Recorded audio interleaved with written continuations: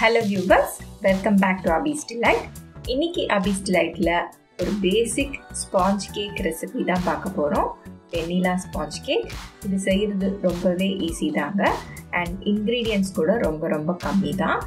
இந்த கேக் வந்து நம்ம சூப்பரா செஞ்சிட்டா போதும். இதுக்கு மேல நம்ம எந்த மாதிரி cream வேணாலும் யூஸ் பண்ணி நம்ம சூப்பரா cream cake recipesலாம் நல்லா பண்ண ஆரம்பிச்சிடலாம். சோ இதெல்லாம் பார்க்கிறதுக்கு முன்னாடி நீங்க நம்ம சேனல்ல இப்ப first time பார்க்கறீங்கன்னா நம்ம சேனலை subscribe பண்ணிட்டு பாருங்க. அப்பதான் நான் போடுற எல்லா ரெசிபீஸையும் நீங்க பார்க்க முடியும். இப்போ வெனிலா ஸ்பாஞ்ச் கேக் ரெசிபி எப்படி பண்றதுன்னு பார்க்கலாம் வாங்க.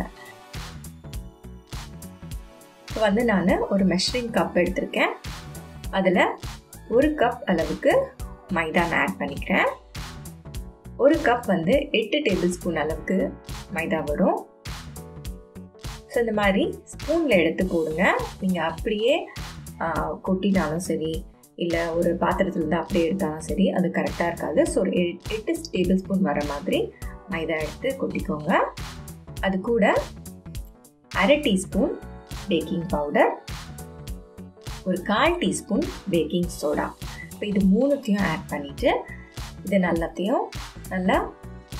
ஜலிச்சு வச்சுக்கோங்க. இது போல் நல்லா ஜலிச்சு எடுத்துக்கோங்க. இப்போ நான் 4 முட்டை எடுத்திருக்கேன். ஸோ இது வந்து ஒரு 1 kgக்கான கேக், அதனால் 4 முட்டை. அந்த 4 முட்டையில் அந்த வெள்ளைக்கரு மட்டும் தனியாக எடுத்து வச்சுருக்கேன். ஸோ இந்த மாதிரி வெள்ளைக்கரு தனியாக எடுத்து பீட் பண்ணிவிட்டு பண்ணும்போது ரொம்பவே நல்லாயிருக்கும். ஸோ அதில் வந்து ஒரு பிஞ்ச் அளவுக்கு சால்ட் ஆட் பண்ணிவிட்டு இது நல்லா பீட் பண்ண ஆரம்பிங்க. இப்போவே கூட நீங்கள் எசன்ஸ் வேணும்னா ஆட் பண்ணிக்கலாம். நான் அப்புறமா எல்லோ எக் ஆட் பண்ணும்போது இந்த யாக் ஆட் பண்ணும்போது நான் எசன்ஸ் போடலான்னு விட்டுட்டேன். ஸோ இது நல்லா பீட் பண்ணுங்கள். இது வந்து நல்லா ப்ளஃபியாக வரணும், நல்லா ஒயிட்டாக வரும் இது.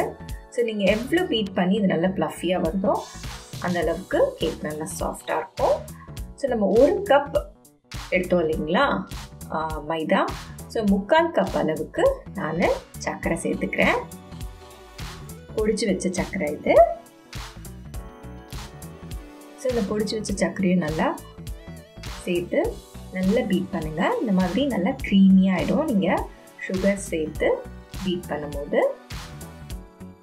இந்த மாதிரி நல்லா க்ரீமியாக ஆனதுக்கப்புறமா இந்த எக் யாக்கை ஆட் பண்ணிவிடுங்க.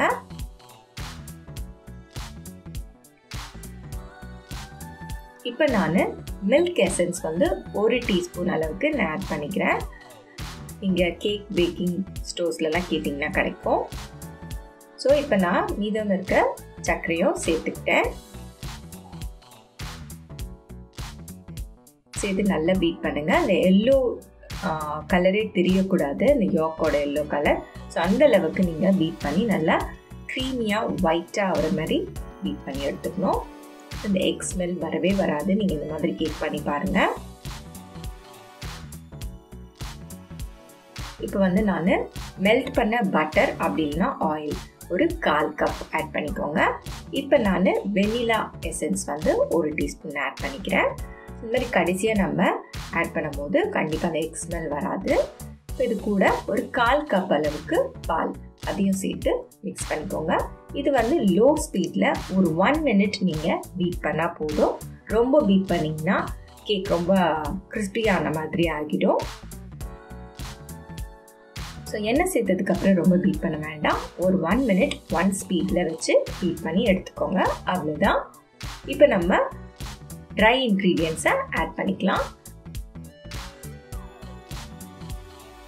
இப்போ ஒரு 4 பேட்சாக இந்த ட்ரை இன்க்ரீடியன்ஸை ஆட் பண்ணி கட் அண்ட் ஃபோல்ட் மெத்தடில் மிக்ஸ் பண்ணிக்கோங்க.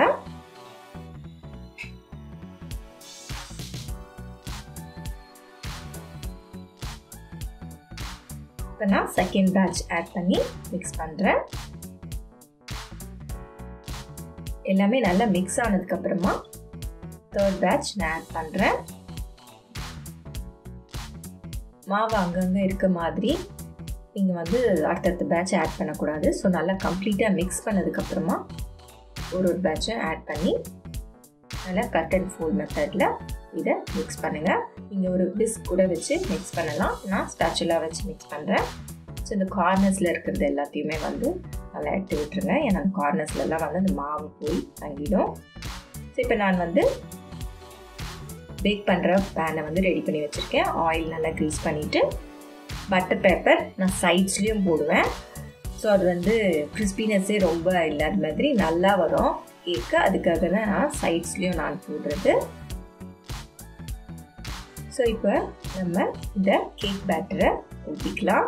இது வந்து மாவு போட்டு மிக்ஸ் பண்ணுறீங்க இல்லையா, அப்போவே வந்து நீங்கள் ஓவனை ப்ரீ ஹீட் பண்ணி வச்சுருங்க.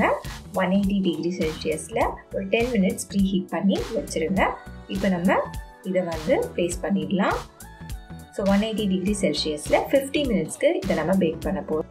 ஸோ இது போல் நல்லா டேப் பண்ணி ஏர் பபிள்ஸ்லாம் இருந்ததுன்னா அதை ரிலீஸ் பண்ணிவிடுங்க. இப்போ நம்ம பேக் பண்ணிடலாம். நீங்கள் ஒரு வேளை ஓவன் இல்லை, நீங்கள் பாத்திரத்தில் பேக் பண்ண போகிறீங்க அப்படின்னா இந்த மாதிரி ஒரு பாத்திரத்தில் ஒரு ஸ்டாண்ட் மாதிரி வச்சுட்டு அதையும் ஒரு 10 நிமிஷத்துக்கு ப்ரீ ஹீட் பண்ணி வச்சுட்டு அதுக்கப்புறமா நல்லா லோ பண்ணிவிடுங்க. லோ பண்ணிவிட்டு இந்த கேக் பேன் எடுத்து உள்ளே வச்சு இதே போல் 15 மினிட்ஸ்க்கு பேக் பண்ணி எடுங்க.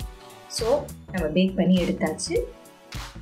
ஸோ இப்போ நம்ம திருப்பி போட்டு பட்டர் பேப்பர்லாம் எடுத்து பாருங்கள். இது எவ்வளோ சாஃப்டாக இருக்குது பாருங்கள். இதை நீங்கள் 3 லேயராக கட் பண்ணிவிட்டு எந்த மாதிரி கேக் பேஸாக வேணாலும் நீங்கள் யூஸ் பண்ணலாம். ஸோ வியூவர்ஸ், என்னோட கேக் ரெசிபி பார்த்துருப்பீங்க, மற்ற ரெசிபிஸையும் பார்த்துருப்பீங்க. உங்களுக்கு நான் போடுற ரெசிபிஸ் எல்லாம் பிடிச்சிருந்ததுன்னா என்னோட சேனலை லைக், ஷேர், சப்ஸ்கிரைப் பண்ணுங்கள். அண்ட் தேங்க்யூ ஃபார் வாட்சிங்.